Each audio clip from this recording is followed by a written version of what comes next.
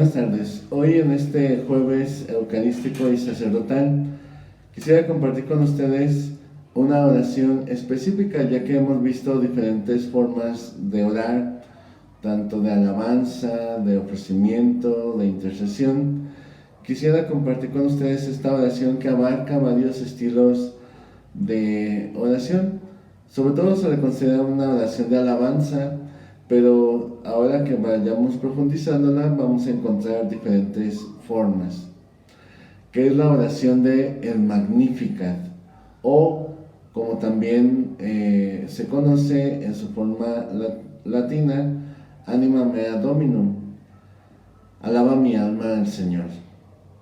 Es un cántico y una oración católica que proviene del Evangelio de Lucas, que está en el capítulo 1, versículos del 46 al 55. Reproduce las palabras que, según el evangelista, María, la madre de Jesús, dirige a Dios en ocasión de su visita a su pariente Isabel, en Lucas 1, 39, 45, esposa del sacerdote Zacarías. Isabel llevaba en su seno a Juan el Bautista, Lucas 1, del 5 al 25. Según la tradición, el encuentro de María e Isabel habría tenido lugar en Ain Karim, también conocida como Ein Karen, pequeña población situada a 7 kilómetros del oeste de Jerusalén, en la montaña de Judea, cuyo nombre significa fuente del viñedo. El pasaje bíblico fue motivo de minucioso análisis por parte de biblistas y exégetas, así como de comentarios en variados documentos de la Iglesia. Dentro de la liturgia de las horas, el Magnificat es el canto evangélico empleado en el rezo de vísperas.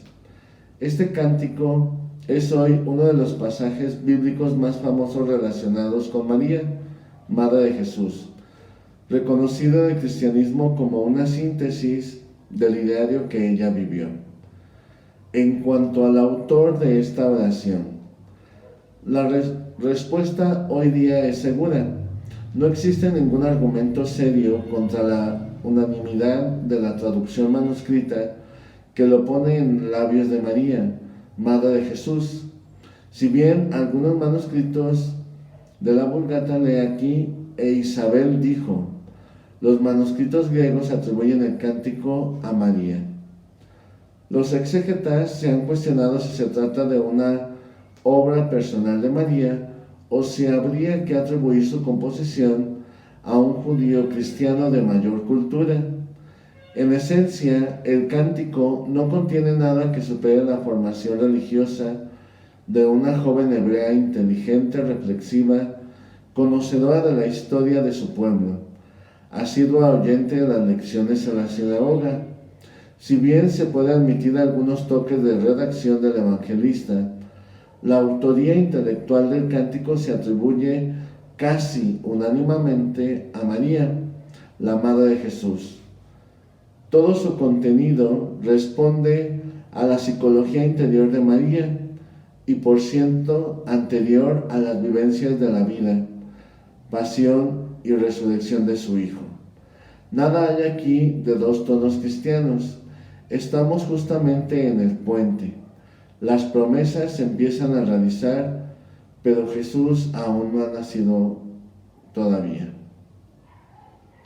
Sobre si el Magnificat se sitúa en ese preciso contexto histórico, la mayoría de los autores cristianos responden afirmativamente. El cántico responde perfectamente al misterio que, según el Evangelio, llevaba a María desde la anunciación, concepción y al momento de la visitación a Isabel, e inspirada por el Espíritu dice, bendita tú entre las mujeres y bendito el fruto de tu vientre. Lucas 1:42. María, por su parte, le canta a Dios lo que lleva en su alma, y delante de su pariente Isabel, a quien Dios mismo le reveló este misterio. Sobre la originalidad del Magnificat, el Magnificat se ubica dentro del género literario común a todos los himnos o salmos de acción de gracias, aunque también es conocida como una oración de alabanza. La originalidad hay que ponerla en la asimilación personal de María de las grandes ideas bíblicas. ¿Cuáles son esas grandes ideas bíblicas? La misericordia de Dios, la preferencia de Dios por los pobres, pequeños y humildes, su poder, su santidad y fidelidad, y las promesas que Él hizo a sus padres, los patriarcas.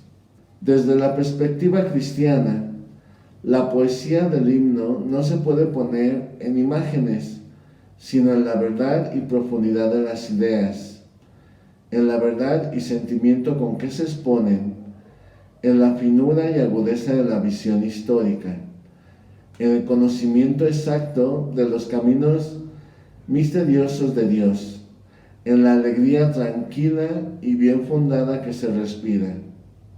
Se revela en María su visión profunda de la historia, de los hombres y de Dios, su sensibilidad exquisita a los beneficios recibidos de Dios, su realismo ante la situación que vive su pueblo y vida en verdad, que reconoce las grandezas propias, pero hasta en sus raíces, que son la gracia de Dios.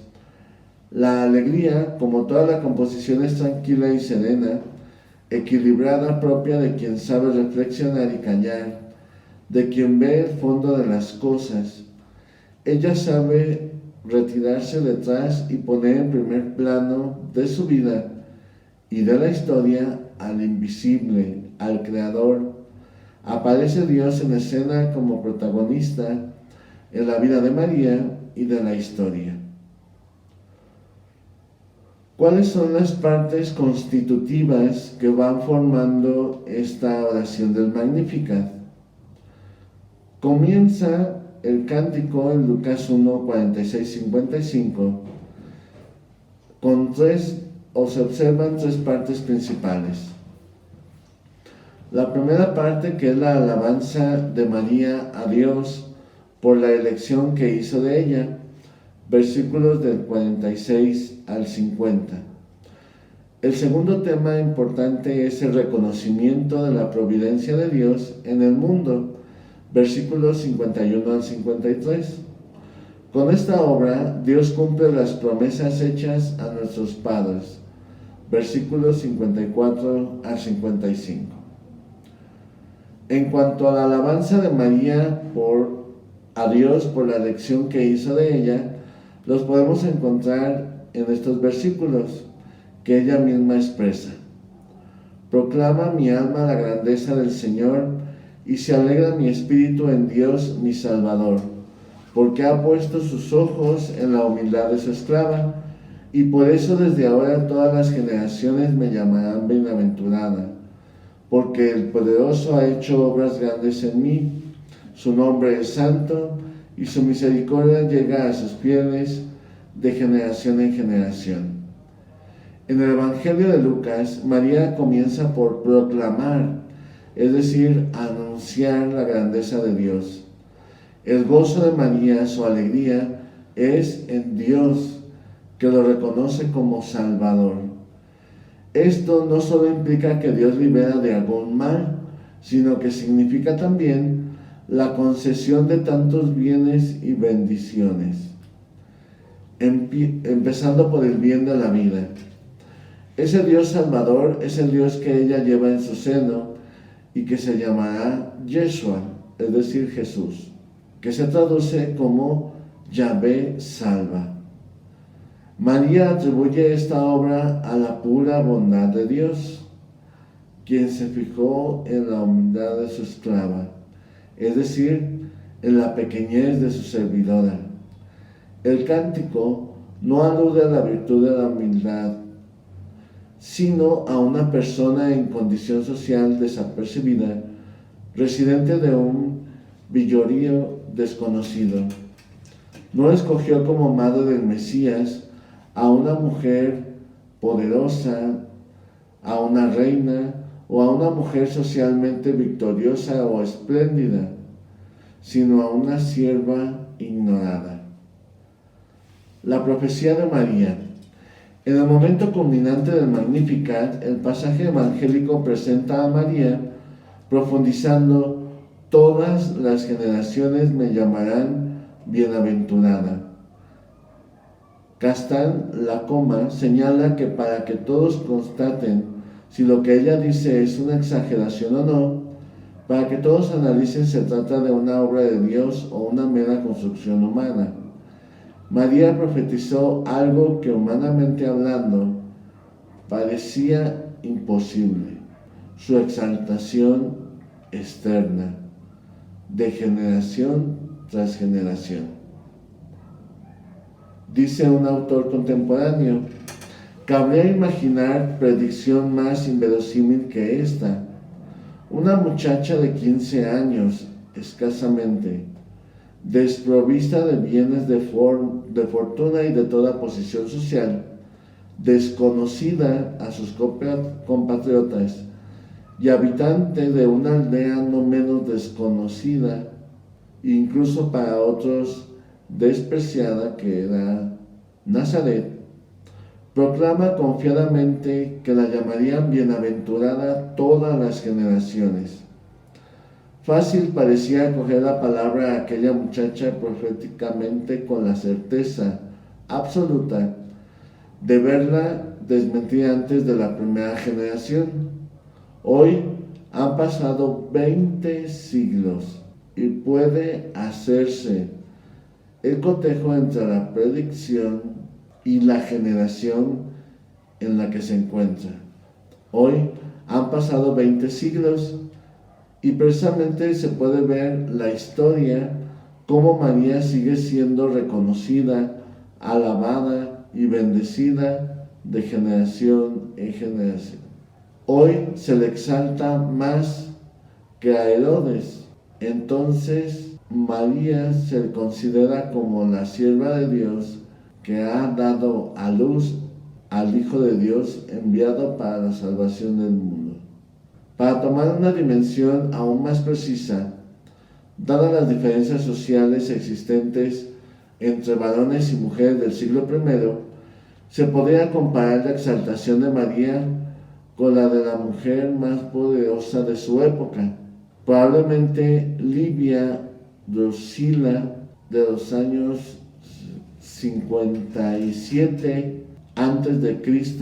al 29 después de Cristo, tercera esposa de Augusto y emperatriz romana, deidificada por Claudio, y preguntar quién de las dos ha sido más conocida, reverenciada a través de los tiempos. A través de la historia se presentaron numerosas profecías, la mayoría de ellas oscuras, difíciles de entender. Dijo Castan Lacoma: la profecía de María, Madre de Jesús, ha sido de cumplimiento evidente y constante después de tantos siglos. Como ha sido clara y concreta la formulación: me llamarán feliz todas las generaciones. En cuanto al reconocimiento de la providencia de Dios en el mundo, Él hizo proezas con su brazo, dispersó a los soberbios de corazón, derribó del trono a los poderosos, enalteció a los humildes, a los hambrientos los colmó de bienes y a los ricos los despidió. Cabe plantearse quiénes son los pobres y humildes en los versículos 51 al 53, y también quiénes son los ricos y los poderosos. En la terminología bíblica, pobres y humildes son los que ponen su confianza en Dios, los que necesitan de Dios, porque no tienen el dinero y el poder en quien confiar. Ricos son los que se bastan a sí mismos. Los salmos utilizan con frecuencia el término soberbio para designar a ricos y poderosos, pues la riqueza no es solamente una forma de dominio, sino también un modo de dominación y un pretexto para el orgullo. ¿quiénes son los pobres y quiénes son los ricos?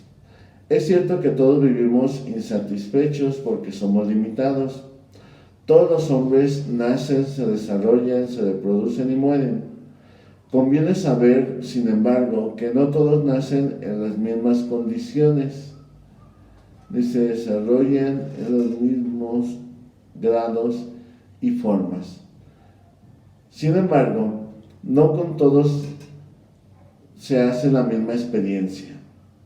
Hasta sus enfermedades, con ser iguales, son bien distintas, pues distintos son cada caso los medios para vencerlas. Desde luego, la división de seres humanos que se ha hecho en la sociedad entre ricos y pobres resulta demasiada tosca o demasiado simple. Existen políticos blancos, negros, inteligentes, menos inteligentes, fuertes, débiles, pero todos ellos pueden ser o ricos o pobres. Sucede que el rico débil se rodea de servidores fuertes. Sucede que hay listos y tontos, pero ya se sabe que un tonto rico es un rico que se rodea de inteligentes pobres para poder llevar a cabo adelante su propósito. En general, todos somos lo que lleguemos a realizar y formar en nuestra propia vida. Capdevila se pregunta por qué el Dios al que le canta María prefiere al pobre antes que al rico. ¿Acaso el pobre es bueno? No necesariamente. Dios prefiere al pobre no por ser bueno, sino por ser pobre. El rico, según la Biblia, solo confía en sí, piensa y habla soberbiamente, practica el engaño y la calumnia, condena también al pobre, declara culpable al inocente, se vuelve contra Dios y lo desprecia en su corazón y dice que Dios no existe y no se ocupa de los humanos y que podemos hacer lo que queramos sin que Dios nos vea. Sin embargo, el pobre, según la Biblia, no maldice ni envidia, se vuelve siempre a Dios y su esperanza nunca le falla. Con esta obra Dios cumple las promesas hechas a nuestros padres. Continúa la oración diciendo: auxilió a Israel su siervo, acordándose de la misericordia, como lo había prometido a nuestros padres, en favor de Abraham y su descendencia por siempre. Versículos 54 al 55. Según el Evangelio de Lucas, con la encarnación de Jesús, Dios socorre, ampara a Israel y le hace la misericordia de enviarle al Mesías. Dios se acuerda de la misericordia cuando nace este niño llamado el Mesías o Jesús. La misericordia se ejercita con Abraham y su descendencia hasta alcanzar su plenitud al final de los tiempos, en el mismo Cristo Jesús, Señor nuestro. En todo el cántico, incluso al final, se presenta a Dios con términos antropomórficos, es decir, aplicables a los hombres.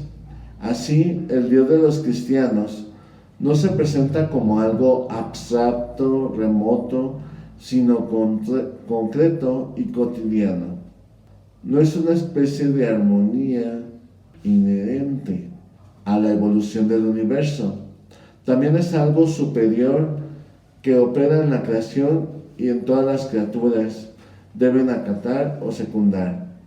El Evangelio de Lucas no lo presenta como algo, sino como alguien atento a las necesidades de cada ser humano. Para muchos, los antropoformismos ofrecen una imagen de Dios tosca y grosera, pero María utiliza los antropoformismos para poder dirigirse a los que la rodean. Entonces llegan los puristas, los teólogos de estricta observancia, aquellos que se han apropiado de la alta misión de defender el honor de Dios, y nos imponen de él una noción aritmética, aséptica, un vino nuevo, un agua nueva. Dios auxilia a su pueblo, lo enaltece y lo acompaña en toda su historia. Antes de predicar Jesús las bienaventuranzas, su madre la había cumplido ya en total perfección. Incluso se adelantó a proclamarlas con sus propias palabras. En el Magnificat, Jesús dijo: bienaventurados los pobres, ay de vosotros los ricos. Pero antes, María dijo que Dios derriba del trono a los poderosos y enaltece a los humildes. A los hambrientos los colma de bienes y a los ricos los despide vacíos. Jesús en las bienaventuranzas también dice: bienaventurados los que tienen hambre y sed de justicia, porque serán saciados. En Lucas aparecen las maldiciones junto con las bienaventuranzas, y dentro de las maldiciones dice: aquellos que los despide vacíos son los ricos que ya se creen aptos, por lo cual ya no reciben la abundancia de la bienaventuranza. Dichosa pues María, porque no fue poderosa sino humilde, no fue rica sino pobre, porque puso su confianza en Dios, porque tuvo fe. Entre las innumerables alabanzas que la posteridad ha tejido en honor de María Santísima, por encima de todos los títulos que la Iglesia le ha dado, yo prefiero aquel simple elogio que ella misma hizo, su prima Isabel, juntamente con la ocasión del Magnificat: dichosa tú porque has creído. María es feliz por la fe que manifiesta y su confianza en este cántico.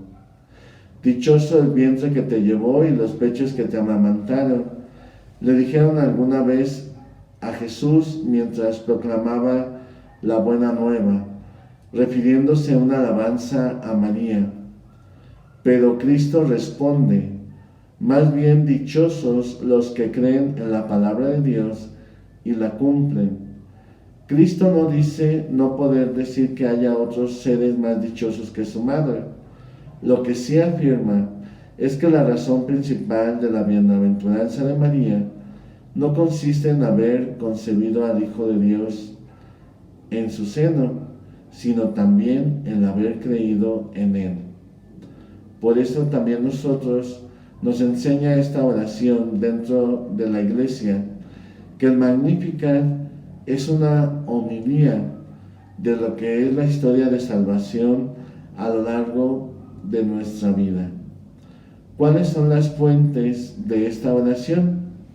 Primera de Samuel 2, 1 al 11, Habacuc 3, 18, Job 12, 19, 20, 5, 11 y 12. Salmo 34, del 2 al 3, el 111, versículo 9, el 103, versículo 1, 89, versículos 11, el 107, versículo 9, el 34, versículo 10, el 98, versículo 3 y el 22, versículo 9. El Magnificat se inspira particularmente en el cántico de Ana, de 1 Samuel 2, 1, 11, así como en la visión de Isaías 29, del 19 al 20. El Magnificat, pues, es una oración que también la Iglesia nos invita a hacer nuestra, ese cántico de alabanza, de acción de gracias y de adoración por parte de la criatura hacia su Creador. Que aprendamos, pues, de María a dirigirnos así a Dios, presentándole nuestra gratitud ante su acción en nuestra vida. Que Dios les bendiga.